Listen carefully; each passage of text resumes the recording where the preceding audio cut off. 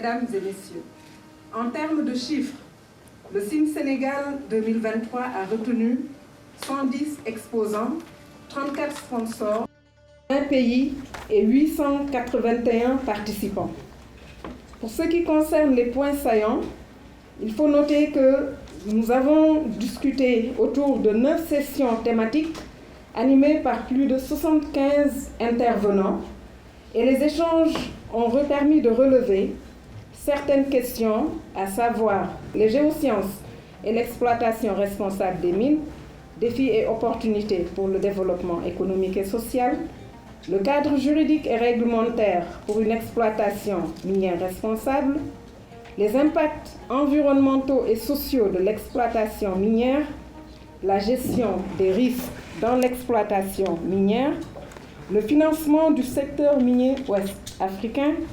SGNS est un établissement public à caractère industriel et commercial, créé en 2022 dans le but d'aider l'administration minière à une meilleure connaissance de son potentiel géologique, également de mettre en place un système efficient d'acquisition, de gestion et de partage des informations géoscientifiques. La principale mission, c'est de mettre en œuvre un plan national d'infrastructures géologiques. Et dans ce plan, il y a non seulement l'acquisition et la gestion des informations, des données géoscientifiques, il y a également l'inventaire des ressources minérales, mais aussi l'inventaire des géosites. Il y a le renforcement de capacités et aussi il y a la prestation de services, parce que je vous ai dit que le service est un EPIC. C'est un établissement public à caractère industriel et commercial, placé sous la tutelle technique du ministre des Mines et sous la tutelle financière du ministre des Finances, et avec une autonomie financière. On a la cartographie, donc, qui est le cœur de métier de tout service géologique, c'est la cartographie géologique.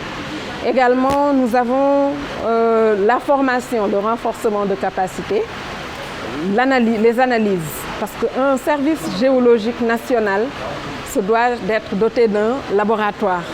Qui dit laboratoire dit analyse géologique, géochimique, minéralogique, pétrographique et même sur le plan environnemental, les analyses d'eau, le suivi des piézomètres et aussi la réalisation de sondages. Actuellement, nous avons des partenariats avec OAGS. OAGS, c'est l'Organisation des services géologiques africains que j'ai l'honneur de diriger. J'en suis la présidente.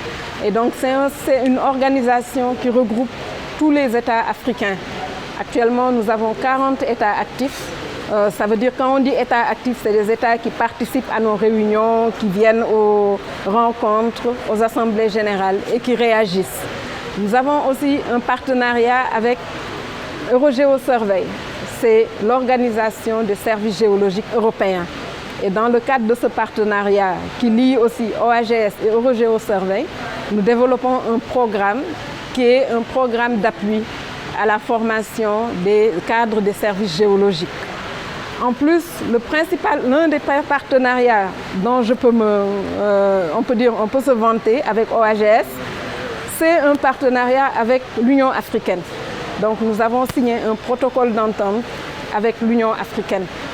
Et en plus, à l'échelle locale, nous avons l'Institut des sciences de la Terre, l'École nationale supérieure des mines et de la géologie et le département de géologie avec qui nous sommes en train de travailler. Et aussi nous avons le Maroc avec l'université Mohamed VI Polytechnique dans le cadre d'une initiative pour le développement de l'activité minière en Afrique.